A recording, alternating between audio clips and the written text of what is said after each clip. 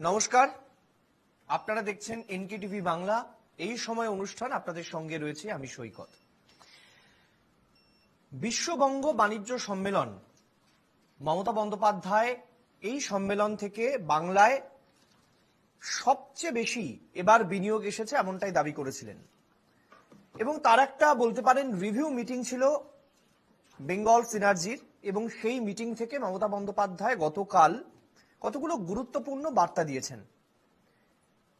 কিন্তু রাজ্যের মুখ্যমন্ত্রী, রাজ্যের প্রশাসনিক বিভিন্ন দফতরের আমলা বা মন্ত্রীদের বার্তা দেবেন, এটা নিয়ে আলোচনার প্রেক্ষাপট তৈরি হচ্ছে কেন?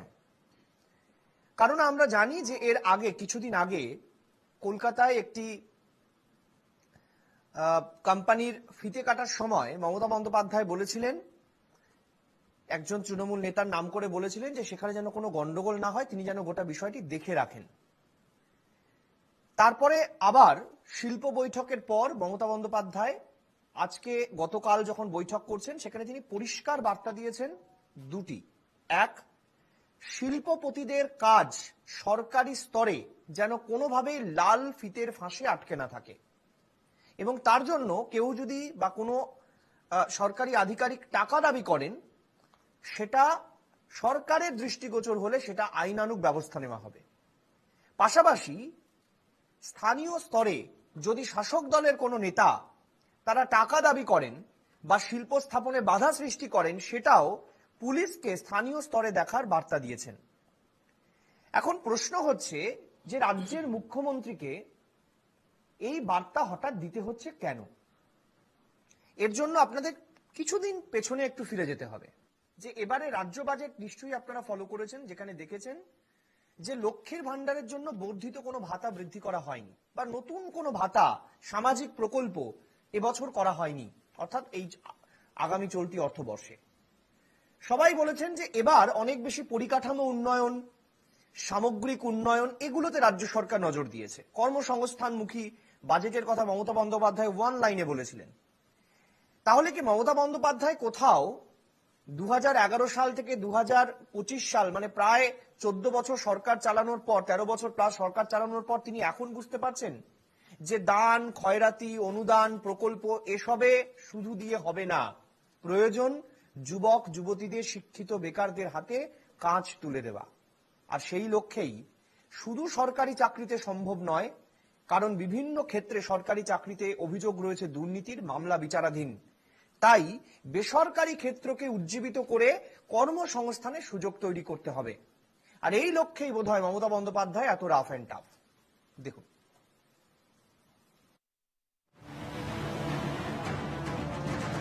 বিশ্ববঙ্গ বাণিজ্য সম্মেলনের পর সোমবার প্রথমবার নবান্নে শিল্প বৈঠক করেছেন মুখ্যমন্ত্রী মমতা বন্দ্যোপাধ্যায়। সেখানে ক্ষুদ্র ও মাঝারি শিল্প উন্নয়নে জোর দেওয়ার কথাই বলেন তিনি। পাশাপাশি শিল্প উন্নয়নের গতি বাড়াতেও বার্তা দেন মুখ্যমন্ত্রী। সেখানে মুখ্যমন্ত্রী ঘোষণা করেন রাজ্যে শিল্প সংক্রান্ত কাজ দ্রুত নিষ্পত্তির জন্য স্টেট লেভেল সিনার্জি কমিটি গঠন করা হবে। এই কমিটি প্রতি 4 সপ্তাহ অন্তর বৈঠক করবে। শিল্পায়ন সংক্রান্ত ফাইল আটকে থাকার সমস্যা সমাধানও করবে এই কমিটি, যাতে লাল ফিতের ফাঁসের সমস্যা এড়ানো যায়, তার জন্য বার্তা দেন মুখ্যমন্ত্রী। আমি বলবো ক্রিয়েট সলিউশন, নট ডিলে।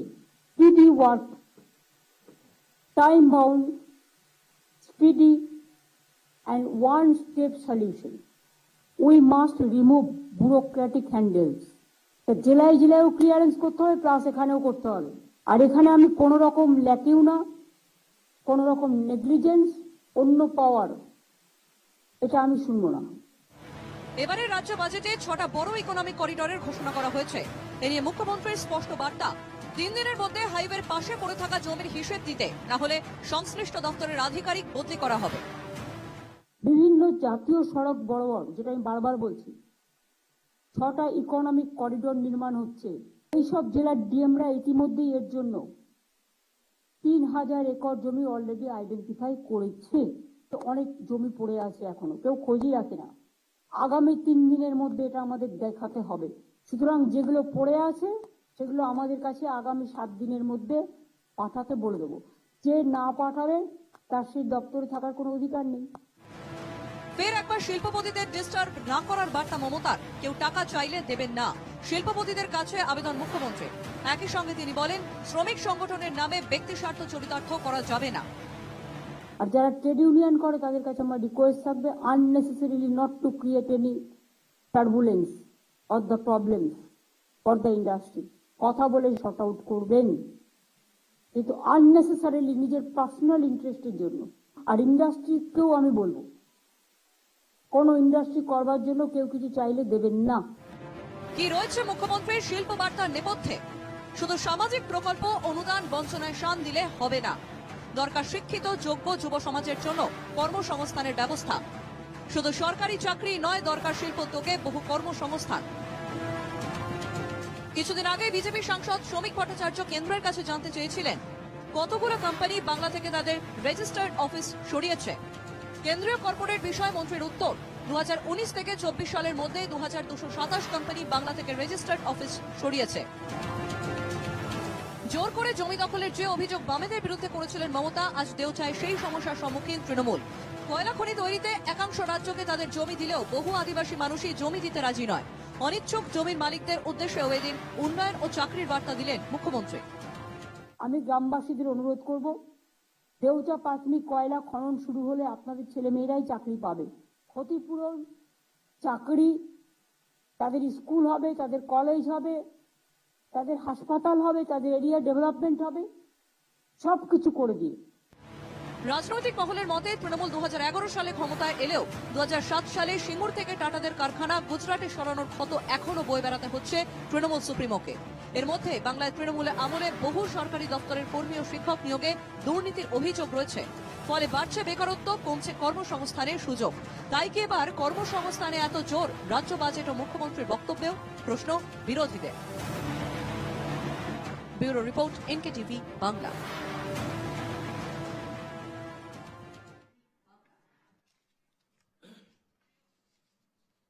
আমি পরিচয় পর্বে আসবো। আমার সঙ্গে আলোচনায় রয়েছেন তৃণমূল কংগ্রেস মুখপাত্র সম্রাট চক্রবর্তী। সম্রাটদা, আপনাকে স্বাগত। আমার সঙ্গে রয়েছেন আহমেদ আলী খান, সিপিআইএম নেতা, আপনাকে স্বাগত। আমার সঙ্গে রয়েছেন রুবি মণ্ডল, বিজেপি মুখপাত্র, আপনাকে স্বাগত। এবং রয়েছেন সন্দীপা চক্রবর্তী, কংগ্রেস মুখপাত্র, আপনাকে স্বাগত। আমি প্রথমেই আজকের আলোচনায় আহমেদ আলী খান আপনার কাছে যেতে চাইব। আহমেদ সাহেব, আমার প্রতিবেদনের একদম শেষ যে অংশটা দিয়ে আমরা প্রতিবেদন শেষ করেছি যে 2011 সালে মমতা বন্দ্যোপাধ্যায় ক্ষমতায় এলেন সিঙ্গুর, নন্দীগ্রাম ইত্যাদি ইস্যুকে কেন্দ্র করে।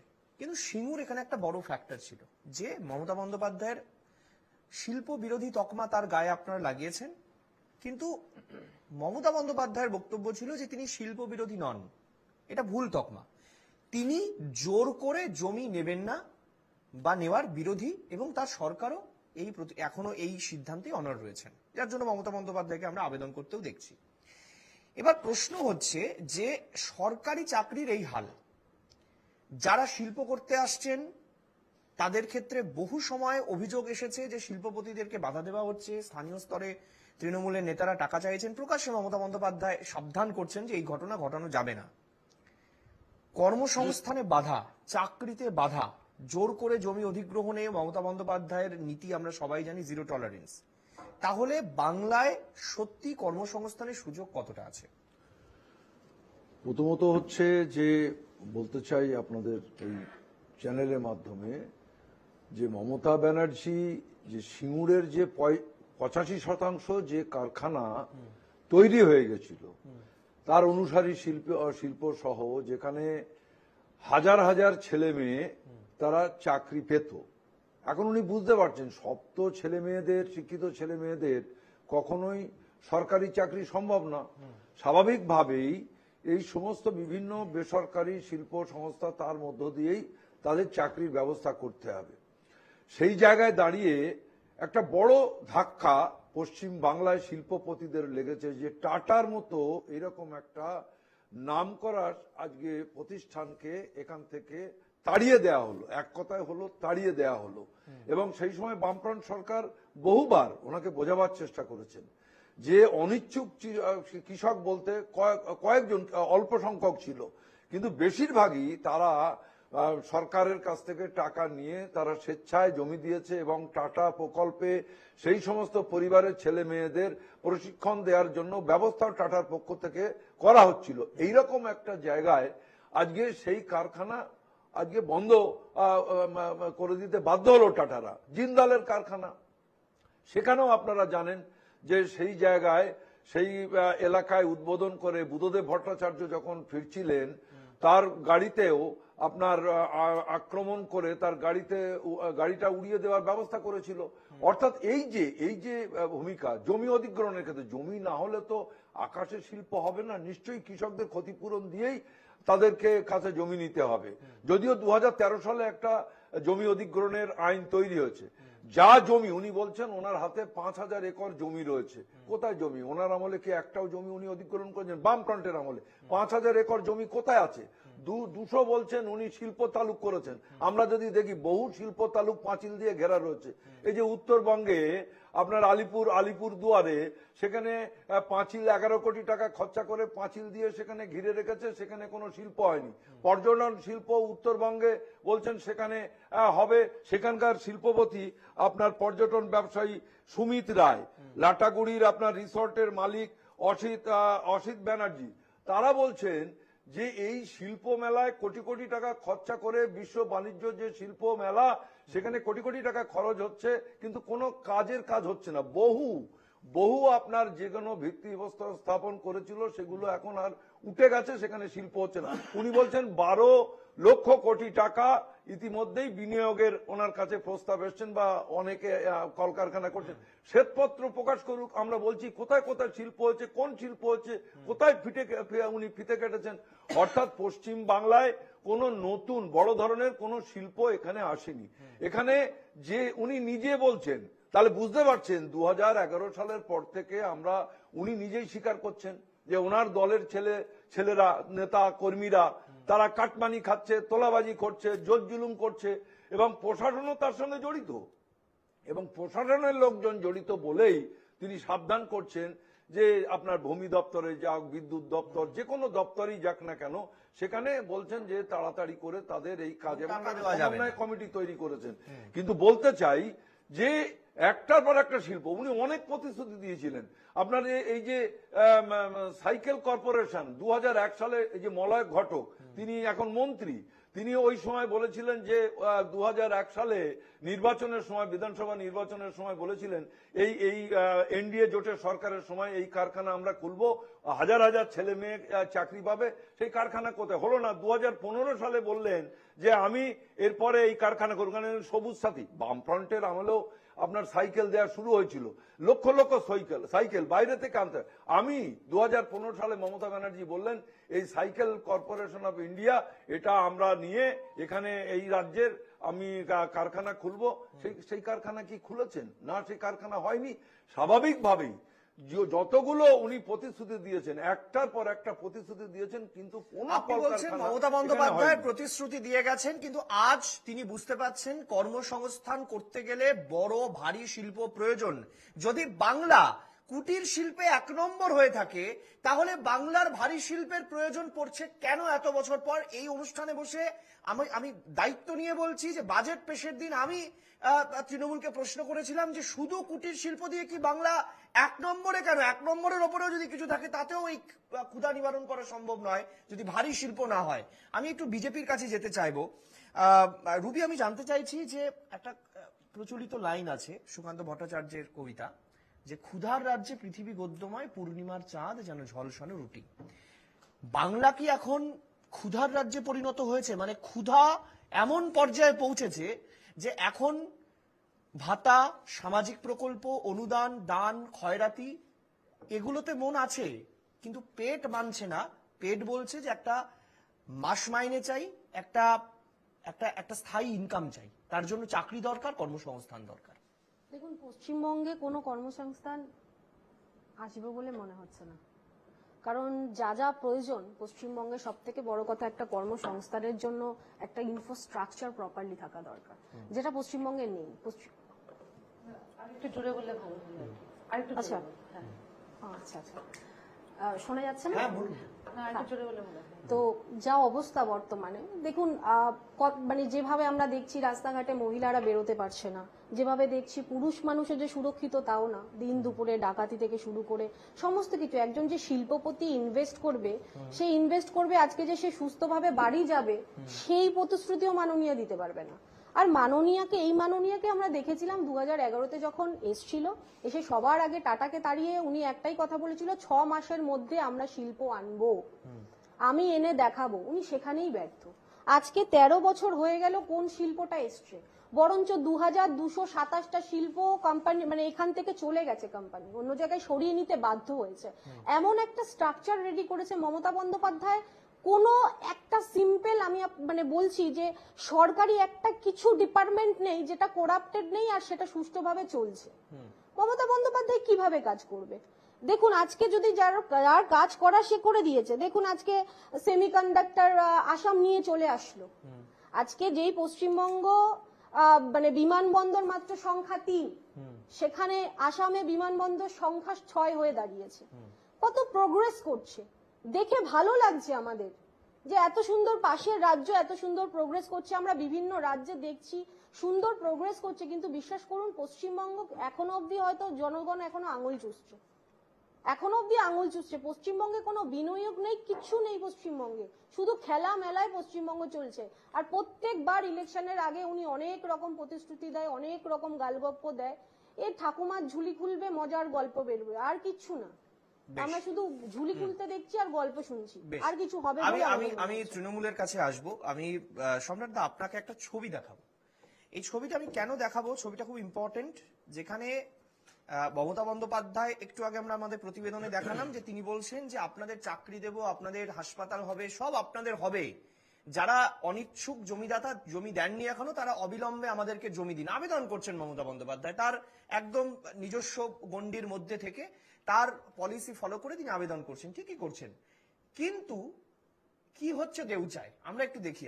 আজকের টাটকা ছবি, দেউচার কয়েক ঘন্টা আগের ছবি আমি একটু দেখাবো। দেউচার ছবি ফুল ফ্রেম দেখুন।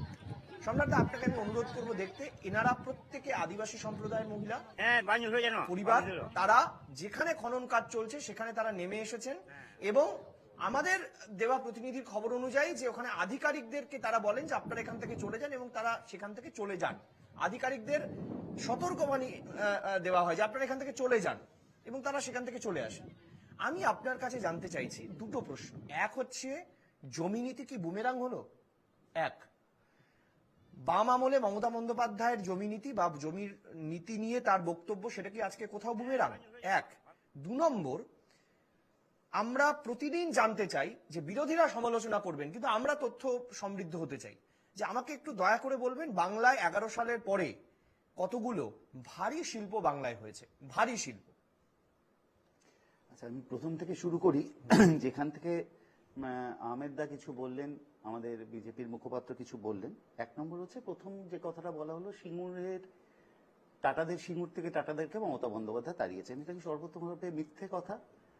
সিঙ্গুরের জমি উর্বর জমি, 3 ফসলা জমি ছিল, এবং মমতা বন্দ্যোপাধ্যায়ের বিরোধিতা ছিল যে অনুর্বর জমিতে শিল্প হোক, 3 ফসলা জমিতে কৃষকদের অধিকারকে কেড়ে নিয়ে সেখানে শিল্প করার বিরোধী ছিলেন, এবং সেখানে কৃষকরা যে আন্দোলন করছিলেন তাতে মমতা বন্দ্যোপাধ্যায় সায় ছিল। কিন্তু এবার দেখুন, 2011 সালে তৃণমূল কংগ্রেস ক্ষমতায় আসে, গুজরাটে ন্যানো প্রকল্প স্থানান্তরিত হয়, কিন্তু টাটারা সিঙ্গুরের জমি ছেড়ে যাননি। টাটারা সিঙ্গুরের জমি ছাড়লেন কখন? যখন সুপ্রিম কোর্ট তার রায়ে জানালো যে জমি অধিগ্রহণ বৈধ হয়নি, তখন টাটারা ছাড়লেন।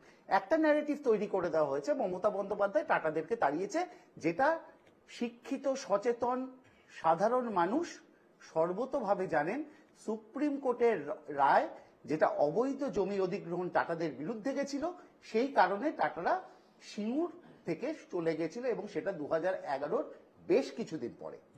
দ্বিতীয় কথা, আহমেদ দা আরেকটা কথা বললেন যে সবুজ সাথী তাদের প্রকল্প। আহমেদ দা এটাও বলতে পারেন যে হাতিমেরা সাথীও তাদের প্রকল্প, জানি না। তবে আমি এবারের নির্বাচনে মুর্শিদাবাদে প্রচারে মোহাম্মদ সেলিমকে দেখেছিলাম একটা সবুজ সাথী সাইকেল দিয়ে প্রচার করছে। তখন আমি বুঝেছিলাম সবুজ সাথী সরকার মোহাম্মদ সেলিমেরও দরকার। আচ্ছা, তৃতীয় প্রশ্ন যেটা নিয়ে আলোচনা হচ্ছিল এতক্ষণ ধরে, আমাদের বিজেপির মুখপাত্র বললেন যে পশ্চিমবঙ্গ থেকে শিল্প ক্রমশ চলে যাচ্ছে। আমি কেন্দ্রীয় সরকারের according to the data of the ministry of corporate affairs and MCAD-CDM, West Bengal did not only grow, it grew by 733% in new company registration between 2012 to 2024. এটা কিন্তু রাজ্য সরকারের কোনো তথ্য নয়, এটা সম্পূর্ণভাবে কেন্দ্রীয় সরকারের তথ্য। আমি মনে করি বিজেপির মুখপাত্র এটা জানতেন না, এবার সংশোধন করে নেবেন। দ্বিতীয় কথা হচ্ছে, আপনি যেখান থেকে শুরু করলেন, দেখুন আমরা ইতিমধ্যেই জানি যে দেউচা পাচামিতে যে সমস্যা শুরু হয়েছে, এটা আপনি যেটা দেখালেন, এটা আদিবাসী কেন্দ্রিক অঞ্চল, সেখানে বেশ কিছু মানুষ বসবাস করে, তাদেরকে ভুল বোঝানো হচ্ছে। এরকম ভুল বোঝানো আমরা দেখেছি 2019-এর সময় কোভিডে রাজ্য সরকারে মমতা বন্দ্যোপাধ্যায়ের ভূমিকা নিয়ে বিভিন্ন সময় প্রশ্ন তোলা হয়েছিল, কিন্তু দেখা গেছে সেটাকে কখনো ভাবে কিছু ক্ষেত্রেই প্রমাণ করা যায়নি। পরবর্তী ক্ষেত্রে আমরা বিভিন্ন ক্ষেত্র দেখেছি মিথ্যে কথা বলে, গত দুদিন আগে পর্যন্ত দেখেছি মিথ্যে কথা বলে রাজ্য সরকারকে বা কিছু মানুষকে বিভ্রান্ত করার চেষ্টা করা হচ্ছে। আমি আপনাদেরকে একটা কথা বলি যে এই বিভ্রান্তি কাটিয়ে রাজ্য সরকার দেউচা পাচামিতেই সাধারণ মানুষকে, আদিবাসী মানুষকে সঙ্গে নিয়েই সেখানে শিল্প গড়ে তুলবেন এবং 1 লক্ষ মানুষের কর্মসংস্থান হবে সেখানে, এটা দায়িত্ব নিয়ে বলছি, কিন্তু সময়ের অপেক্ষা আমাদের করতে হবে। এইটা বলি, তার পশ্চিমবঙ্গে শিল্প আসেনি। ভারী শিল্পের ক্ষেত্রে আপনি যে প্রশ্নটা করলেন, ভারী শিল্পের ক্ষেত্রে একটা ভারী শিল্পে কয়েক হাজার মানুষের চাকরি, আর অনেকগুলো ছোট ছোট শিল্পে, ক্ষুদ্র মাঝারি শিল্পে লক্ষ লক্ষ মানুষের চাকরি, এটা কর্মসংস্থান, এটা বোধহয় বেশি জরুরি। বিজেপির মুখপাত্র এই কথাটা একবারও বললেন না যে মমতা বন্দ্যোপাধ্যায়ের ওপর নির্ভর করতে হবে কেন পশ্চিমবঙ্গের মানুষকে। 2014 সালে তো নরেন্দ্র মোদীই বলেছিলেন বছরে 2 কোটি বেকারের চাকরি দেব। আজকে 2014 থেকে 2025 অব্দি ক কোটি মানুষের চাকরি সারা ভারতবর্ষে, আর 2 কোটি করে হলে পশ্চিমবঙ্গের প্রাপ্য কতটুকু ছিল আর তার মধ্যে কতজন পেয়েছে, এই প্রসঙ্গে তিনি এলেন না। কিন্তু আমি একটা কথা বলি যেটা খুব গুরুত্বপূর্ণ, বেকারিত্বে আমাদের দেশ যখন 45 বছরে সর্বোচ্চ সীমায় পৌঁছেছে, সেখানে কেন্দ্রীয় সরকারের রিপোর্ট অনুযায়ী আমাদের বাংলা 40% বেকারত্ব হ্রাস করেছে। এটা কিন্তু কেন্দ্রীয় সরকারের তথ্য। কাজেই মমতা বন্দ্যোপাধ্যায় যে বাণিজ্য নিয়ে বাংলাকে পথ দেখাচ্ছেন, আমাদের অপেক্ষা করতে হবে। আপনারা হয়তো এক্ষুনি চিৎকার করে বলে উঠবেন কোথায় রূপায়ণ হলো, এগুলো তো প্রস্তাব। আমি বলি প্রস্তাবই আগে আসে, রূপায়ণ পরে হয়। রূপায়ণ হয়ে যাওয়ার পর কিন্তু প্রস্তাব আসে না। 13 বছরেও এখনো রূপায়ণ একটা হচ্ছে না। আমি বলতে যাই, কটা রূপায়ণ আমি দেখেছি আমাকে আমরা? বলছি, আপনি বলুন না। সৈকত যদি আমাকে আর সময় কেন্দ্রীয় দেয়, সরকারকে যে সৈকত রিপোর্টটা যদি যে আমাকে পাঠানো হয়, সময় সেখানে দেয়, এখান থেকে রেজিস্টার্ড তথ্য অনুযায়ী কেন্দ্র সরকার রিপোর্ট পাঠায়। আপনারা তো সঠিক তথ্যটা অবধি দেন না। আমি এত বলিনি। একের পর সৈকত, আপনারা বলুন না কটা তথ্য দেন। এই তো 6 মাসে কতগুলো। সৈকত, আমি তথ্য নিয়ে এসেছি, আপনি জানতে চেয়েছেন, আমি বলছি, আপনি অপেক্ষা করুন, ধৈর্যটুকু দেখান, শোনার মতো ধৈর্যটুকু দেখান। সৈকত যদি আমাকে সময় দেয়, আমি তাহলে, আপনারা জানেন যে মমতা বন্দ্যোপাধ্যায় ঘোষণা করেছেন যে প্রথম থেকে 7ম বিশ্ব বঙ্গ বাণিজ্য সম্মেলনে মোট প্রস্তাব এসেছিল 19 লক্ষ কোটি টাকার শিল্পের, তার মধ্যে ইতিমধ্যেই 13 লক্ষ কোটি টাকার কাজ সম্পূর্ণ হয়েছে।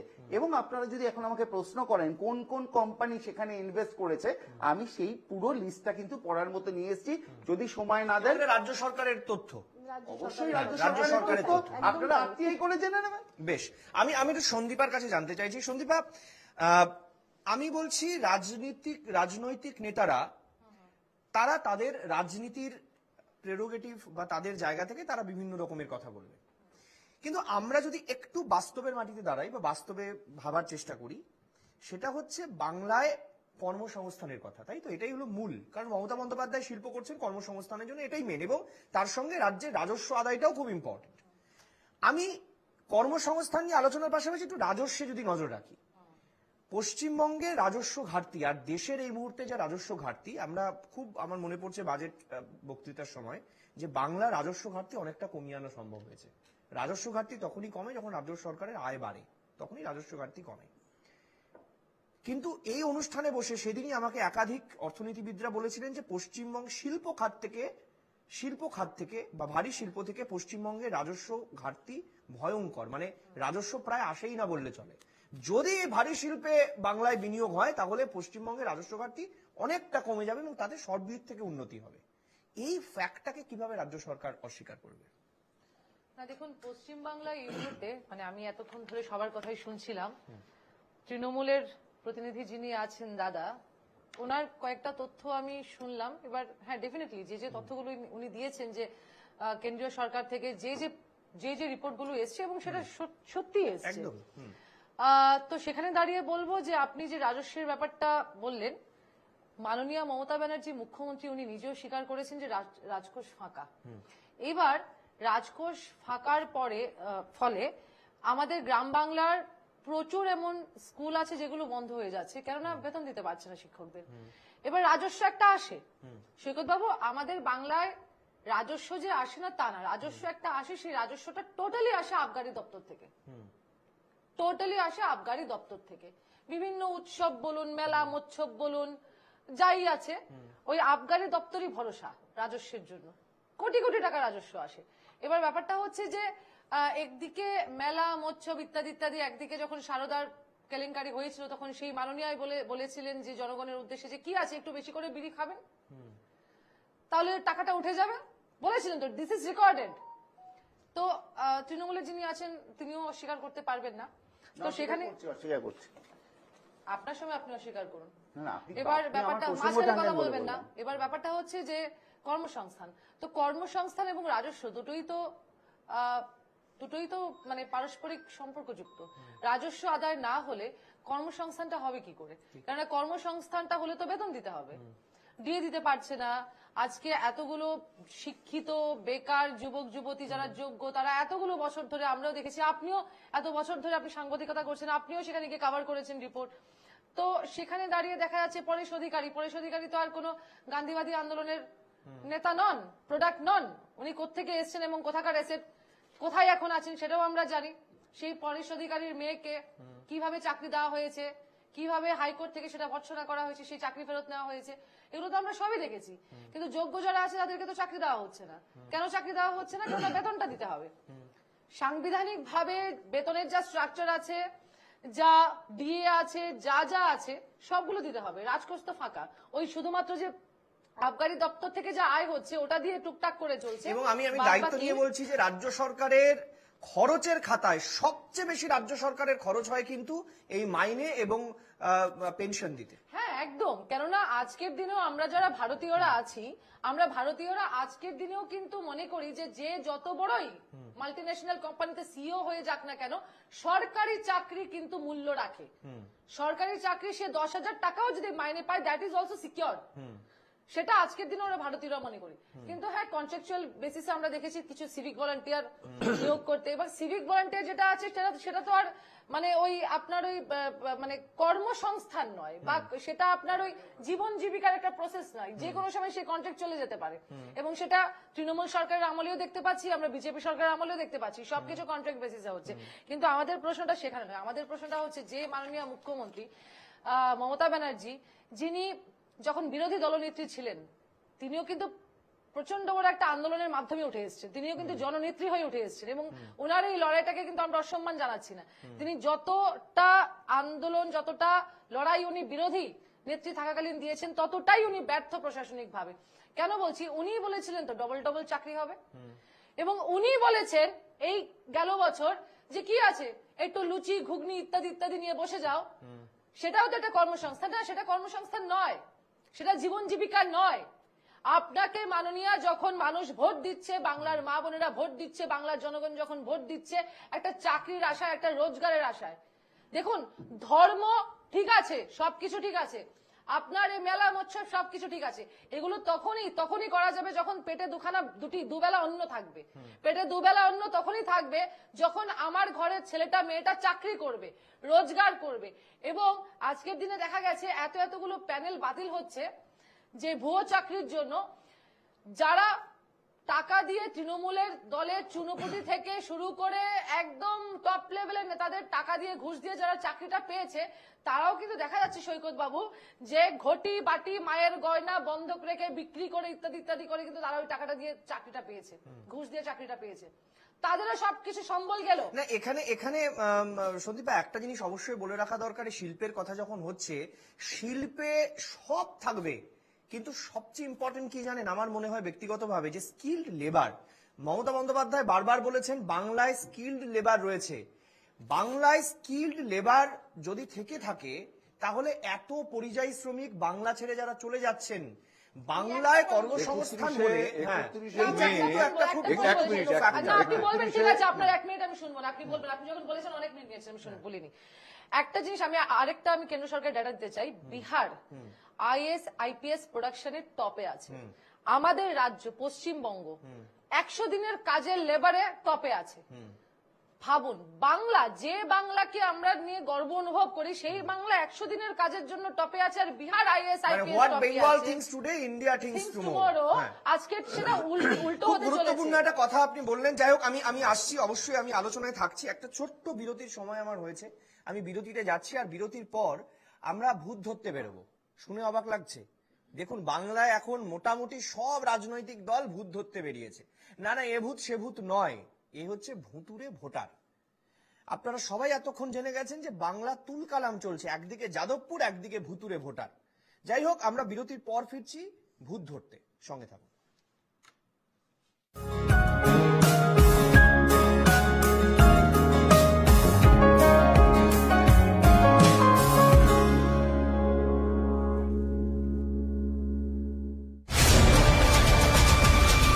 কোচবিহার থেকে কাকদ্বীপ, বাঘমুন্ডি থেকে বারাসত, 23 জেলা 341 ব্লক, বঞ্চনা, দুর্নীতি, সাফল্য, হিংসা,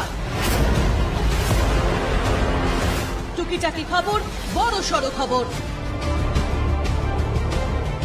বাংলার সব খবর দেখুন আজকের বাংলা, প্রতিদিন সন্ধ্যে 6:30 ও রাত 10টায়। তিলোত্তমা, সিটি অফ জয়, কল্লোলিনী, কলকাতা। আন্দোলনের শহর, সংস্কৃতির শহর, ব্যস্ততার শহর, রাজনীতি, খেলা, বিনোদন, সারাদিনের কলকাতা 8 ঘন্টায়। দেখুন মহানগর, প্রতিদিন সন্ধ্যে 6টায়।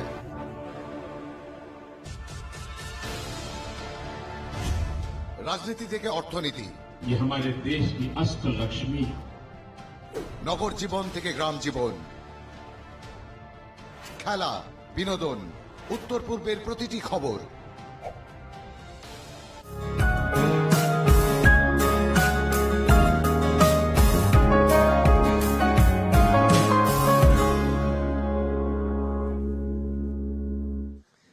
ফিরে এলাম বিরতির পর, আর বিরতির পর ফিরে এসে আপনাদেরকে জানাবো যে মমতা বন্দ্যোপাধ্যায় গত বৃহস্পতিবার নেতাজি ইন্ডোরে ভুতুরে ভোটার ধরার কথা বলেছিলেন দলের একটি কমিটি গঠন করে তার নেতাদের। তারপর থেকে ভুতুরে ভোটার ধরতে বেরিয়ে পড়েছেন তৃণমূলের নেতারা। কিন্তু তারপর কি হলো? কমিশন বলল ভুতুরে ভোটার বলে কিছু নেই, সবই বৈধ। দেখুন, আধার কার্ড কেলেঙ্কারি করেছে, আধার কার্ডটা ওদের হাতে, একই এপিক নাম্বারে বাংলার ভোটারের যেখানে নাম আছে সেখানে হরিয়ানা, পাঞ্জাব, রাজস্থান, বিহার সব নাম ঢুকিয়েছে, রেলে করে নিয়ে আসবে। ওদের তো ভোট নেই, আবার মুর্শিদাবাদের ভোট তুলেছে নর্থ 24 পরগনায়, কারণ মুর্শিদাবাদের ভোট আগে হয়ে যাবে, ওগুলোকে নিয়ে আসবে নর্থ 24 পরগনায়, সাউথ 24 পরগনায়। This is the plan. 27 February Netaji indoor স্টেডিয়ামে তৃণমূলের কর্মী সভা থেকে মুখ্যমন্ত্রী মমতা বন্দ্যোপাধ্যায় অভিযোগ করেছিলেন রাজ্যের ভোটার তালিকায় বিপুল সংখ্যক ভুয়ো ভোটারের নাম যুক্ত করা হচ্ছে। রাজ্যের সব বিধানসভা কেন্দ্রকে ধরে একটি বিশেষ কমিটি গঠন করে দেন তৃণমূল সুপ্রিমো। পরদিন থেকেই ভোটার তালিকা খতিয়ে দেখার কাজ শুরু করেছেন তৃণমূলের নেতা মন্ত্রীরা। মমতা বন্দ্যোপাধ্যায়ের নিজের বিধানসভা কেন্দ্র ভবানীপুরেও তালিকা খতিয়ে দেখার কাজ শুরু করেন কমিটির সদস্য মেয়র ফিরহাদ হাকিম। এই পরিস্থিতিতে আসরে নামতে হয় নির্বাচন কমিশনকে। 2 মার্চ 2025 কমিশন বিবৃতি দিয়ে জানায়, একাধিক ব্যক্তির একই এপিক নম্বর থাকতে পারে। একই এপিক নম্বরে একাধিক ব্যক্তির নাম থাকার অর্থ ভুয়ো ভোটার নয়। এপিক নম্বর 1 থাকলেও বিধানসভা কেন্দ্র ও ভোট কেন্দ্র আলাদা হতে পারে। এপিক নম্বর 1 থাকলেই একজন ভোটার 2 জায়গায় ভোট দিতে পারবেন না। ভোটার কার্ডে এপিক নম্বর ছাড়াও নাম, ছবি, বয়স, ভোট কেন্দ্র, বুথের নম্বর প্রভৃতির উল্লেখ থাকে। পুরনো ব্যবস্থায় ভোটার তালিকায় নাম তোলার ক্ষেত্রে একটি আলফা নিউমেরিক সিরিজ ব্যবহার করা হতো, তাই কিছু কিছু ক্ষেত্রে এপিক নম্বর মিলে যেতে পারে। কমিশন স্পষ্ট জানিয়েছে, বিভ্রান্তি এড়ানোর জন্য একই এপিক নম্বর চালুর সিদ্ধান্ত নেওয়া হয়েছিল। কিন্তু কমিশনের বিবৃতিতে সন্তুষ্ট নয় তৃণমূল। সোমবার দিল্লির কনস্টিটিউশন ক্লাবে সাংবাদিক বৈঠকে সরব হন তৃণমূল সাংসদ সাগরিকা ঘোষ, কীর্তি আজাদ ও ডেরেক ওব্রায়েনরা। অভিযোগ, এটি বিরাট কেলেঙ্কারি ও ফৌজদারি অপরাধ। ভোটার তালিকা সংশোধনের জন্য নির্বাচন কমিশনকে সময়ও বেঁধে দিলেন Trinamool সাংসদরা।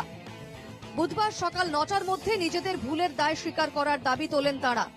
How can we two people have the same number epic card when Aadhaar numbers are different, when license plates on cars are different? This is a scam. It is a scandal. It is a criminal offence. The EC's hurried press release is not satisfactory. There has to be an immediate investigation of full, fair, time-bound inquiry immediately. কিন্তু সময়ের মধ্যে commission চুপ থাকায় মঙ্গলবার ফের নতুন তথ্য তুলে ধরে কমিশনকে কাঠগড়ায় তুলল তৃণমূল। এর মধ্যেই 10ই মার্চ থেকে শুরু হচ্ছে সংসদের বাজেট অধিবেশনের দ্বিতীয় পর্যায়। সেখানেও ডুপ্লিকেট এপিক নম্বর ইস্যুতে মোদী সরকারকে চেপে ধরবে তৃণমূল। এপিক আন্দোলনে ডাক সপা, আপ, শিবসেনা, এনসিপি, ডিএমকে ও আরজেডিকে। 6ই মার্চ তৃণমূল ভবনে বৈঠক ডেকেছেন সুব্রত বক্সী। বৈঠকে থাকবেন অভিষেক বন্দ্যোপাধ্যায়, ডাক আইপ্যাককেও। থাকবে তৃণমূলের 36টি সাংগঠনিক জেলার সভাপতি ও চেয়ারম্যান। সম্ভবত সেদিনই কলকাতায় নির্বাচন কমিশনের অফিসে যাবে তৃণমূলের একটি প্রতিনিধি দল। পাল্টা বিজেপির অভিযোগ, তৃণমূল বাংলাদেশিদের নাম ভোটার তালিকায় ঢোকাতে চাইছে। এর বিরুদ্ধে পথে নামার হুঁশিয়ারি বিজেপিরও। ব্যুরো রিপোর্ট, এনকেটিভি বাংলা। আমি প্রথমে বিজেপির কাছে আসব, রুবি মণ্ডলের কাছে। রুবি, ইউনিক আইডেন্টিফাইড নাম্বার, অর্থাৎ আমি যে ভারতবর্ষের একজন ভোটার, আমার মুখের ছবি সহ আধার কার্ডের সঙ্গে যোগ রেখে, মানে আমার তার জন্য ফিঙ্গারপ্রিন্ট, আইবল সবকিছুকে সামনে রেখে আমার সরকার আমাকে একটা ইউনিক আইডেন্টিফাইড নাম্বার দিয়েছে। আমি আবার গুরুত্ব দিয়ে বলছি, ইউনিক আইডেন্টিফাই নাম্বার। ইউনিক কথাটার মানে কি? আমি যদি খুব ভুল না বলি, অদ্বিতীয় নয় যা, তাহাই ইউনিক, যা দ্বিতীয় পাওয়া খুব দুষ্কর। কিন্তু আমাদের দেশের সরকার একই এপিক নাম্বারের ওই ইউনিক আইডেন্টিফাই নাম্বার আরো একজনকে দিয়ে দিয়েছে। এটা কিভাবে সম্ভব? দেখুন, এর উত্তর দিয়েছে ইলেকশন কমিশন। আমি তার আগে ওনার তৃণমূলের যে বলছিল যে মোদি জামানায় নাকি 2 কোটি চাকরি হয়নি, আমি একটা পেপার কাটিংটা জাস্ট দেখাচ্ছি। আমার কাছে এরকম পেপার অনেক আছে যে মোদি জামানায় 18 কোটি চাকরিরও রিপোর্ট আছে, ঠিক আছে? তো সুতরাং যেটা আছে আপনি পেপার কাটিংটা দেখুন, যুব সংঘতে বেরিয়েছে, আরো অনেক কিছুতে বেরিয়েছে। আমি একদম বিশ্বাস করছি, কিন্তু কোথায় তো বলতে হবে কোন সেক্টরে সরকারি 30 লক্ষ পদ খালি রয়েছে কেন্দ্রীয় সরকারে, এবার বিষয়টা আসছে 20 লক্ষ পদ। দেখুন, দেশে এত প্রোগ্রেস হচ্ছে, সেটা আপনাদের আমি টপিকে আসি, প্লিজ আমি টপিকে আসি। এখানে ভুতুড়ে ভোটার খুব গুরুত্বপূর্ণ টপিক। ভুতুড়ে, যেটা বলছিলাম, ভুতুড়ে ভোটার যদি বলেন, তাহলে আমি সবার আগে বলবো যে ভুতুড়ে ভোটার তো মমতা বন্দ্যোপাধ্যায় সবার আগে বার করতে পারবে। এটা তো খুব স্বাভাবিক, কারণ উনি তো জঙ্গিদেরকে ঢুকিয়েছে, উনি তো লিস্টে জঙ্গিদেরকে ঢুকেছে, উনি তো অনুপ্রবেশকারীদের ঢুকিয়েছে। ওনার নেত্রী রত্না বিশ্বাস খুলেআম বলছে, ওনাকে পা থেকে মাথা পর্যন্ত পেটালে উনি সব বলে দেবে কতগুলো ভোটার লিস্টে উনি ঢুকিয়েছে। হয়েছে কতগুলো। এই যে আমি আরেকটা নাম দেখেছি, শেফালি খাতুন, ওনার একটা বুথে না, ওনার পরপর পাশে দুটো বুথে ওনার নাম রয়েছে। পা থেকে মাথা পর্যন্ত পেটালে সব কটা বলে দেবে যে কতগুলো এরা ঢুকিয়েছে ভুতুড়ে ভোটার। ভুতুড়ে ভোটার বিজেপির ঢোকাতে লাগে না, তৃণমূল ঢুকিয়ে রেখেছে। মানে আপনি বলছেন ভুতুড়ে ভোটার যারা ঢুকিয়েছে তাদের পাচন একদম তাই, এটা নাটক করছে, সম্পূর্ণ গিমিক, এটা নাটক, বুঝতে পারছেন? কিছুদিন আগে আমরা কি দেখলাম, বাবা মারা গেছে, সম্রাট বাবুরা বলছি সে ভোট দিয়ে যাচ্ছে, ছেলে বলছে আমার বাবা কখন ভোট দিয়ে গেল। আমি কিন্তু আমার উত্তর পাইনি। এক মিনিট, আমি বলছি আমি কিন্তু আমার উত্তর পাইনি। আমাকে সরকার বলছে এটা আমার ইউনিক আইডেন্টিফাইড নাম্বার, সেই নাম্বারে কি করে অন্য আরেকজন পেয়ে গেল? হ্যাঁ, দেখুন এই বিষয়ে ইলেকশন কমিশন পরিষ্কার করে জানিয়েছে। ইলেকশন কমিশন পরিষ্কার করতে পারেনি। না পরিষ্কার করে ইলেকশন জানিয়েছে। কমিশন বলেছে এই বিষয়ে যদি কোনো কথা থাকে সেটা নিয়ে ওনারা যা কোর্টে মুভ করুক, আমরা তো চাই। আমি এইটাই, হ্যাঁ 16 লক্ষ ভুয়ো ভোটার অলরেডি বেরিয়ে গেছে। মমতা বন্দ্যোপাধ্যায় ভয় পেয়ে গেছে, বুঝতে পেরেছেন? এই যে এখন যে সিচুয়েশনটা আছে না, এই যে জঙ্গি, এই যে অনুপ্রবেশকারীরা পুরোপুরি আইডেন্টিফাই হয়ে গেছে। মমতা বন্দ্যোপাধ্যায় জিতে পারবে না, কারণ মমতা বন্দ্যোপাধ্যায় বিজেপি থেকে আপনি যদি দেখেন যে অনেক শতাংশ ভোটে জিতে আছে, তা কিন্তু নয়, 3 থেকে 4% ভোটেই জিতে আছে। তো সুতরাং মমতা বন্দ্যোপাধ্যায় যখন এই দেখছে যে হিন্দুরা একত্রিত হয়েছে, একটা পার্সেন্টেজ অফ ভোট ইউনাইটেড হচ্ছে, এটা দেখে মমতা বন্দ্যোপাধ্যায় ভয় পাচ্ছে। আমি দেখাবো যে তৃণমূল মুখপাত্রের উত্তর নেওয়ার আগে সম্রাট বাবুদের নেতা সাকেত গোখলে তিনি আজকে নির্বাচন কমিশনকে কার্যত চ্যালেঞ্জ করে বলছেন যে নির্বাচন কমিশন তারই বলে দেওয়া রুলস বা তাদের ট্যাগবুক সেটাকে কার্যত ভায়োলেট করছে, তাদেরই বলে দেওয়া বিবৃতি। কেন, কিভাবে তিনি বলছেন আমি একটু দেখাবো, তারপর সম্রাট বাবুর কাছে উত্তর নেব। দেখাবো। ভোটার তালিকা মিলিয়ে শুধু বাড়ি বাড়ি গিয়ে ভুতুড়ে ভোটার ধরাই নয়, এবার নির্বাচন কমিশনকে কাঠগড়ায় তুলে সর্বব্যাপী আন্দোলনের প্রস্তুতি তৃণমূলে। সোমবার নির্বাচন কমিশনকে দেওয়া 24 ঘন্টা সময়সীমা শেষ হতেই মঙ্গলবার সকালে এপিক কার্ড নিয়ে চাঞ্চল্যকর দাবি তৃণমূলের রাজ্যসভার সাংসদ সাকেত গোখলে একাধিক ভোটারের একই এপিক নাম্বার নির্বাচন কমিশনে দেওয়ার যুক্তি খারিজ করে এক্স হ্যান্ডেলে পোস্ট করেন। কমিশনের কাউন্টারে সাকেত গোখলের হাতিয়ার নির্বাচন কমিশনেরই handbook for electoral registration officers. Commission জানিয়েছিল 2 ভিন্ন রাজ্য একই আলফা নিউমেরিক নম্বরে একাধিক ভোটারের একই এপিক কার্ডের মানে ভুয়ো নয়। ইসিআই হ্যান্ডবুকে স্পষ্ট লেখা রয়েছে এপিক নম্বরে 3টি অক্ষর এবং 7টি সংখ্যার একসঙ্গে তৈরি এই 3 অক্ষর, যাকে ফাংশনাল ইউনিক সিরিয়াল নাম্বার বলা হয়। প্রতিটি বিধানসভা কেন্দ্রের জন্য আলাদা আলাদা, ফলে 2 বিধানসভা কেন্দ্রের ভোটারের এই 3টি অক্ষর মিলে গেল কিভাবে? তৃণমূল সাংসদের আশঙ্কা এপিক কেলেঙ্কারির কারণে এরাজ্যের বৈধ ভোটার হলেও তিনি ভোট দিতে পারবেন না, কিন্তু সেটা কিভাবে তাও স্পষ্ট উল্লেখ করেছেন তৃণমূলের রাজ্যসভার সাংসদ।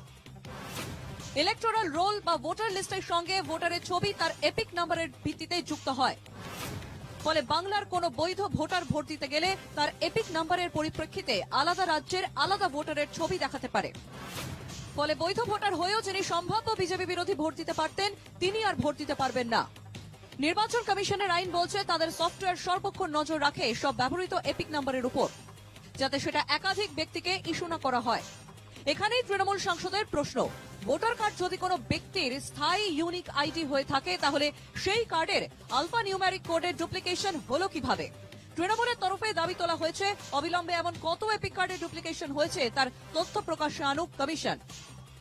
এদিকে ভুয়ো ভোটার কার্ড নিয়ে চলতে থাকা বিতর্কের আবহে সমস্ত রাজনৈতিক দলগুলির সঙ্গে নিয়মিত বৈঠক করার নির্দেশ দিয়েছে নির্বাচন কমিশন। এবার থেকে সমস্ত মুখ্য নির্বাচনী আধিকারিক, ডিইও, ইআরওদের নিয়মিত রাজনৈতিক দলের সঙ্গে বৈঠক করতে হবে এবং সংবিধান অনুযায়ী তাদের সমস্যার সমাধান করতে হবে বলেই এই নির্দেশে জানানো হয়েছে।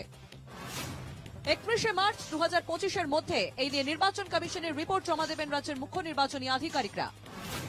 রাজ্য এবং কেন্দ্রশাসিত অঞ্চলগুলির মুখ্য নির্বাচনী আধিকারিকদের সঙ্গে বৈঠকের পরেই এই নির্দেশ জারি করেছে নির্বাচন কমিশন। যদিও তৃণমূল সাংসদ সাকেত গোখলের অভিযোগের প্রেক্ষিতে এখনো পর্যন্ত কোনো ব্যাখ্যা দেয়নি নির্বাচন কমিশন। ব্যুরো রিপোর্ট, এনকেটিভি বাংলা। আমি একদম স্পেসিফিক প্রশ্নের উত্তর চাই। আমি সম্রাটবাবু একদম স্পেসিফিক প্রশ্নের উত্তর চাইবো। সেটা হচ্ছে, ধরুন আমি একজন ব্যক্তি, এ নামক একজন ব্যক্তি, আমার একই ইউনিক আইডেন্টিফিকেশন নাম্বার বা এপিক নাম্বারে, ধরে নিচ্ছি গুজরাটে কোনো একজন ব্যক্তির একই নাম্বার।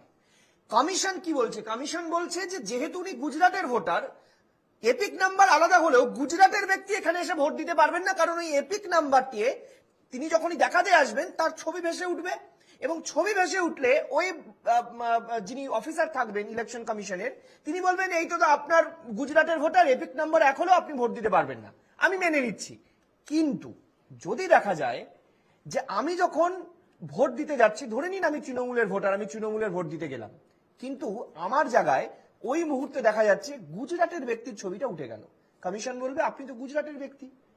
কোনোভাবেই আমি প্রমাণ করতে পারবো না যে আমি বাংলার ব্যক্তি, কারণ আমার ছবিটা গুজরাটের ব্যক্তির সঙ্গে ওখানে ওদল বদল হয়ে গেছে, আমার ভোটটি ডিসকোয়ালিফাই হয়ে যাবে। এটার কি ব্যাখ্যা? আমি একটু আগে থেকে শুরু করি। হ্যাঁ, আমি আহমেদদার থেকে শুরু করি। আহমেদদা যে গল্পটা বললেন পুরোটা জানেন না, আমি জাস্ট মনে করি যে আহমেদদা বললেন যে তৃণমূলের আমলে একজন ছেলে ভোট দিতে এসে বলছেন যে আরেকটু আগে আসলে বাবার দেখা পেয়ে যেতাম। সেই ছেলেটাই 34 বছর আগে যখন ভোট দিতে আসতো না, তখন বলতো আমায় গয়া যেতে হবে না, আমি 14 পুরুষকে এখানেই জল দিতে পারতাম, 14 পুরুষই ভোট দিত। সেটা প্রশ্ন নয়, আমি বলছি বিজেপির মুখপাত্র, আমি বলিনি আহমেদ, আপনার সময় আপনি বলবেন। বিজেপির মুখপাত্র অনেক কথা বললেন, যেমন একটা ছোট্ট ঘটনা বলি, খুব কম সময় নেব, যে রাজপ্রাসাদে একটা জোকার ঢুকে গেলে সচেতন রাজ্যবাসী তাকে রাজা বানায় না, তাকে রাজা বানালে পুরো রাজ্যটা সার্কাসে পরিণত হয়। শুভেন্দু অধিকারী পুরো বিজেপি দলটাকেই সার্কাসে পরিণত করে গেছে, যখন বিজেপির মুখপাত্র এখানে যাকে দাঁড়িয়ে বলছেন যে অনুপ্রবেশকারী মমতা বন্দ্যোপাধ্যায়, অনুপ্রবেশকারী কেন্দ্রীয় সরকারের সমস্যা, অনুপ্রবেশটা হবে কোথা থেকে? মমতা বন্দ্যোপাধ্যায়ের ক্ষমতা আছে অনুপ্রবেশ করানোর। বিএসএফ কি করছে? কথা শুনে হাততালি ছাড়ার কিছু, বিএসএফ কি আপনারা করছে? ঢোকাচ্ছেন একদম নিউজ, আচ্ছা অনুপ্রবেশ আপনারা বলছেন কোথা থেকে ঢুকছে, তাহলে আপনাদের আরে আপনারা তো টুরিস্ট, মানে অমিত শাহের বিএসএফ কি করছে? আমাদের পয়সায় মাইনে পায় বিএসএফ কি করছে? অনুপ্রবেশ আমাদের সমস্যা নয়। আচ্ছা আমি অন্য প্রসঙ্গে যাই। অনুপ্রবেশকে নিয়ে আপনারা ব্যবসা শুরু অনুপ্রবেশ করেছেন, হচ্ছে কেন? ভোটার ব্যবসা শুরু করেছেন। সম্রাট বাবু, অন ক্যামেরা হাবড়ার একজন আমি নেতা একটু বলি, আমি এই প্রসঙ্গে আমি শেষ করি। আমি একটা এক্সাম্পল দিই, ছোট্ট example. Voter ID card number হচ্ছে LPZ 1894534, বালুরঘাট লোকসভার কুশমন্ডি বিধানসভার গোবিন্দ হালদার। আবার সেম এপিক কার্ড নাম্বার গুজরাটের গান্ধীনগরের কমল রাজনী, গান্ধীনগর লোকসভা 41 নম্বর ঘাটলোডিয়া বিধানসভার পার্ট নাম্বার 180। যা বলছি অন ক্যামেরা বলছি, মিলিয়ে নেবেন পরে। পার্ট নাম্বার 180 সেই কমল রাজনী আবার তপন 40 নম্বর তপন বিধানসভার ভোটার, পার্ট নাম্বার 102। তাহলে এটা নয় যে ব্যাখ্যাটা এতক্ষণ ধরে আপনারা দিচ্ছিলেন যে গুজরাটের ভোটার কি করে পশ্চিমবঙ্গে এসে ভোট দিতে পারবে, আমি আপনাদেরকে প্রমাণ দেখাচ্ছি। গুজরাটের গান্ধীনগরের কমল রাজিনীর নাম আবার তপন বিধানসভাতেও রয়েছে সেম এপিক কার্ডে, সেম এপিক কার্ড এবং একই ব্যক্তি। এবং আমার কথা হচ্ছে একটা অদ্ভুত উত্তর, অদ্ভুত ব্যাখ্যা নির্বাচন কমিশন দিলেন যে একই ব্যক্তি অন্য রাজ্য অন্য যায়। আমি বলতে চাইছি সুপ্রিম কোর্টে যাচ্ছেন না কেন? না সেটা তো পরবর্তী প্রশ্ন, সেটা তো পরবর্তী প্রশ্ন, কোথায় যাব কি যাব সে তো নিশ্চয়ই পদ্ধতি আছে, পদক্ষেপ আছে। আমি আপনাদের যে গুজরাট, এই যে দুটো কথা বললাম, এই গুজরাটের গান্ধীনগরের কমল রাজনী, বালুরঘাট সুকান্ত মজুমদার 5000 ভোটে জয়ী। শুধু পুরুলিয়া বালুরঘাট নয়, সংক্ষেপে চালু করেছে বলে কাথি তমলুকও বিজেপি জিতেছে। আমি আপনার সঙ্গে কথা বলি করাতো না, তাহলে 2024-ও আমরা অনেক আপনারা টেস্টিং পারপাস মহারাষ্ট্র হরিয়ানা দিল্লি করেছে, এটা বাংলা রাজ্যের সরকারের দায়িত্ব আছে। এই ভুয়ো ভোটার, এই সমস্ত ভুতুড়ে ভোটার, অন্য ভোটার, এই দায়িত্ব তো রাজ্য সরকার আমাদের পারে না। না নিশ্চয়ই। এবং আজকে রাজ্য সরকার বলছে যে ভোটার লিস্টে যে মারা গেছে, সে আমার কবে দাদা মারা গেছে, তাদের বলছে নাম কাটতে গেলে তাকে ডেথ সার্টিফিকেট নিয়ে যেতে হবে পৌরসভা পঞ্চায়েতে, তাহলে তাদের কাছে চাইলে তো পাওয়া যাবে যে ডেথ সার্টিফিকেট রয়েছে। কেন রাজ্য সরকার, কেন নির্বাচন কমিশনের স্বীকার করছেন না কেন? ভুলটা এখানে শস্যের মধ্যে খুঁজে পাওয়া যাচ্ছে না, তার নামে অভিযোগ করা হচ্ছে, কিন্তু সেটা 34 বছরে আপনারা করেছেন।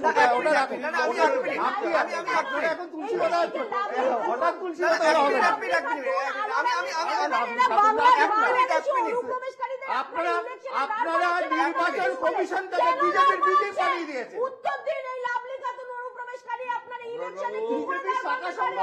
ভোট তো হয় না, আমরা বামফ্রন্টে, আমরা আমার দলের পক্ষ থেকে যেটা বলছি, পশ্চিমবাংলায় ভোট হয় না, পশ্চিমবাংলায় ভোট লুট হয়। সুতরাং ওখানে মরা ভোটার আছে না ভুতুড়ে ভোটার আছে, বাংলার মানুষ আপনাদের আহমেদ খান, আপনার কাছে আমি একটা খুব স্পেসিফিক বিষয় জানতে চাইবো, খুব গুরুত্বপূর্ণ। আমি ধরে নিচ্ছি যে বাংলায় অনুপ্রবেশকারী ইস্যু নেই, আমি ধরে নিচ্ছি তর্কের খাতিরে কোনো অনুপ্রবেশকারী হয়নি, কোনো জঙ্গি নেই, কিচ্ছু নেই, আমি ধরে নিচ্ছি। এটা ভোটারে ভোট দিতে পারে না। এইবার আমার প্রশ্ন হচ্ছে, আমি বাদ দিন, রাজ্যের বিরোধী দল বলছে ভুতুরে ভোটার আছে, খুব সিরিয়াস এটা। রাজ্যের বিরোধী দল বলছে ভুতুরে ভোটার আছে, রাজ্যের শাসক দল বলছে ভুতুরে ভোটার আছে। এখন আমাদেরকে দেখতে হবে এই ভূত ঢুকলো কবে থেকে। এই ভূত যদি 2024-এর পরে ঢুকে থাকে তাহলে গত নির্বাচন বৈধ, আর যদি এই ভুতুরে ভোটার 24-এর আগে ঢুকে থাকে তাহলে 24-এর এই নির্বাচন কি আদৌ বৈধ? কোথাও 5,000 ভোটে, কোথাও 10,000 ভোটে যারা যারা মার্জিন পেয়েছেন, জিতেছেন, কেউ হেরেছেন, তাহলে তো ধরে নিতে হবে সরকার, মানে এই যে যারা সাংসদ হয়েছেন তাদের ফলটাই অন্য হয়ে যেতে পারতো। সম্রাট বাবু, আপনাকে একটা কথা বলি, মানে তো মারাত্মক ব্যাপার। এইসব ভুতুড়ে এসব খুঁজছেন তো, মানে আমি শাসক বিরোধী দুই দলকে গুরুত্ব দিয়ে কথা বলছি। আমি এক মিনিট, মহিলা ভোটারের ভোট পুরুষ ভোটার গিয়ে দিচ্ছে আপনাদের কর্মীরা, প্রিজাইডিং অফিসার বলছে একটা মহিলা ধরে আনুন, সেই মহিলা প্রকৃত ভোটার হোক না, মহিলার ভোটটা মহিলা দিক। আপনি মহিলার ভোট আমি এক এক করে প্লিজ। হ্যাঁ, এবং আহমেদ, আরেকটা জিনিস আপনাকে একটা তথ্য দিই, বিজেপি আজকে একটা মারাত্মক অভিযোগ করেছেন, বলেছেন মালদার একটি লোকসভা কেন্দ্রে 40 লক্ষ ভুয়ো ভোটার তার তালিকা প্রকাশ করেছে। ভাবতে পারেন, একটা লোকসভা কেন্দ্রে 40 লক্ষ ভুয়ো ভোটার। আমি বলছি না, রাজ্যের বিরোধী দল তিনি বলছেন। আমি বক্তব্যটা শোনাবো একটুখানি, তারপর আমি আসবো প্রত্যেকের কাছে। দেখুন, এই কমপ্লেন করেছিলাম এক একটা বিধানসভাতে, বিশেষ করে উত্তর মালদাতে কোনো জায়গায় 3,000, কোনো জায়গায় 4,000, কোনো জায়গায় 5,000, এই নাই করেও 35 থেকে 40,000 ভুয়ো ভোটার আমরা এর আগে ইলেকশন কমিশনকে জমা দিয়েছি, স্বরাষ্ট্রমন্ত্রীকে জমা দিয়েছি, এবং যে সমস্ত আধিকারিককে জমা দেওয়ার তাদেরকে জমা দিয়েছিলাম।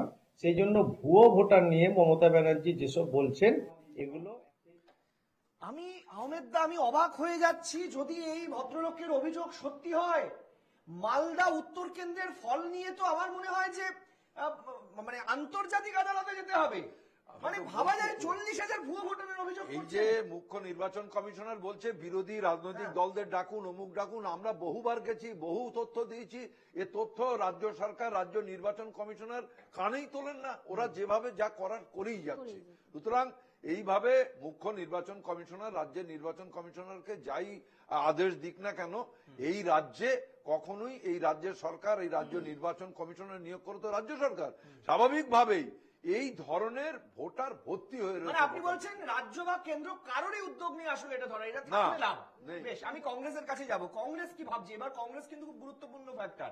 আপনারা বলেছেন কোনো মোমবাতি কাউকে আলো দেবে না, একাই আপনারা জ্বলবেন। তাহলে ভুতুরে ভোটার চারিদিকে ছেয়ে গেছে। বিজেপি বলছে তৃণমূলের লোক, তৃণমূল বলছে বিজেপির লোক। আপনারা কি করবেন?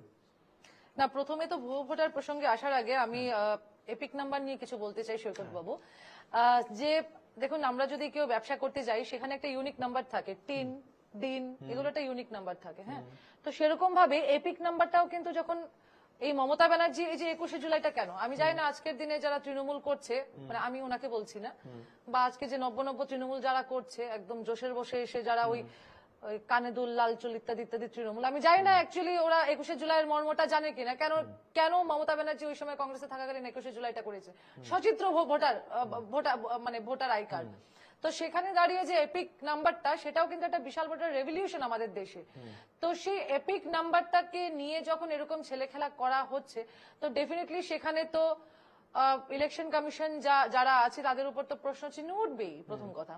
দ্বিতীয় কথা হচ্ছে যে কারণটা নির্বাচন কমিশনার দিয়েছেন বর্তমানে, সেই কারণটাও প্রচন্ড হাস্যকর। ক্লাস 5-এর বাচ্চা শুনেও বুঝবে।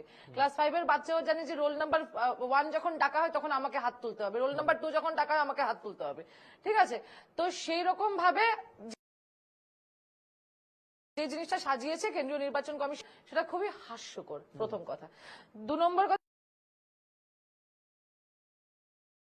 কথা হচ্ছে আমি জানতে চাইছি যে ভুতুরে ভোটার আপনি বললেন 2024, আমি যদি আরেকটু পিছিয়ে যাই 2020, আমি জানতে চাইছি আজকে বা আমরা জানতে চাইছি ভুতুরে ভোটার কি 2020 পরে এসে ঢুকেছে নাকি 2020 আগে ঢুকেছে, এটা আমি একটু জানতে চাইছি বিজেপি এবং তৃণমূল উভয়ের কাছে।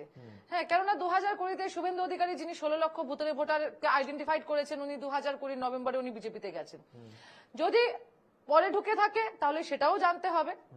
আগে ঢুকে থাকলে উনি যতবার ইলেকশনে জিতেছেন তার মানে ভুতুরে ভোটারের দৌলতে জিতেছেন। তাহলে মাননীয়া গত 3 বার মানে হ্যাট্রিক করেছেন মুখ্যমন্ত্রী হয়ে, মাননীয়া এখন বলছেন যে এখানে ভুতুরে ভোটার আছে, ভুয়ো ভোটার আছে।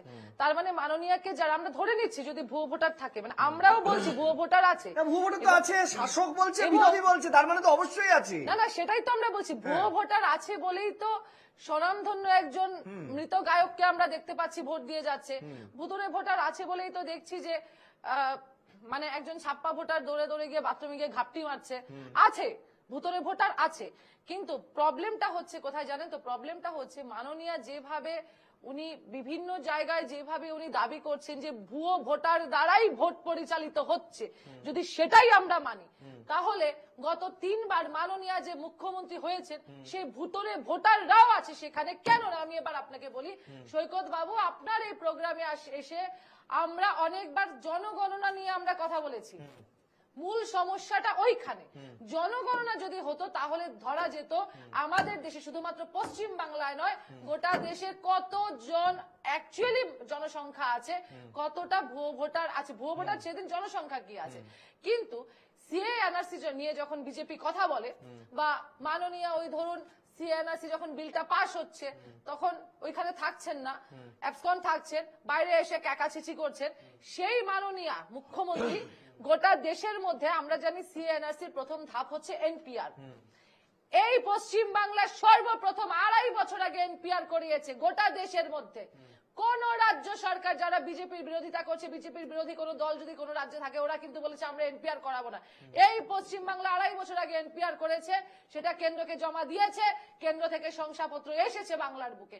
এনপিআর মানে বিজেপি মনে করে বা কেন্দ্রীয় সরকার মনে করে যে এনপিআর মানে হচ্ছে জনগণনারই আরেকটা প্রসেস। তো সেখানে এনপিআর যদি করানো হয় তাহলে এই রাজ্যে ভুয়ো ভোটার ওইগুলো এনপিআর গিয়ে ঢুকেছে, সেগুলো রাজ্য সরকার ঢুকিয়েছে, সেইটাতে কেন্দ্রীয় সরকার তথা বিজেপি সরকার সেটাতে শিলমোহর দিয়েছে। দেখুন, ভুতুরে ভোটার আছে কিনা এটা নিয়ে এখন আর প্রশ্ন করার জায়গায় নেই। আমি আবারও বলছি, রাজ্যের শাসক দল বলছে ভুতুরে ভোটার আছে, রাজ্যের বিরোধী দল বলছে ভুতুরে ভোটার আছে। কিন্তু আমি আবার বলছি, এই অনুষ্ঠান আমি জানি না কোন ভুতুরে ভোটার দেখছেন কিনা, তিনি বোধহয় হাসছেন আর বলছেন রদ ভাবে আমি দেব, পদ ভাবে আমি, মূর্তি ভাবে আমি দেব, হাসে অন্তর্যামী। মানে আপনারা এই চ্যানেলে বসে যত খুশি ভুতুরে ভোটার নিয়ে চিৎকার করুন, আমি ভূত হয়ে ভোট দেবই এবং তার অধিকার তিনি ভোট দেবেন, কারণ এই অধিকার আমি আপনি কেউ দেয়নি, নির্বাচন কমিশন তাকে দিয়েছে, তাকে দিয়েছে নির্বাচন কমিশন। হ্যাঁ বেশ, আমরা অনুষ্ঠান এখানেই শেষ করছি। প্রত্যেককে ধন্যবাদ। তবে হ্যাঁ, আজকে আর সময় নেই, আজকে অনুষ্ঠান শেষ করছি। প্রত্যেককে ধন্যবাদ তাদের মূল্যবান সময় দেওয়ার জন্য। নমস্কার।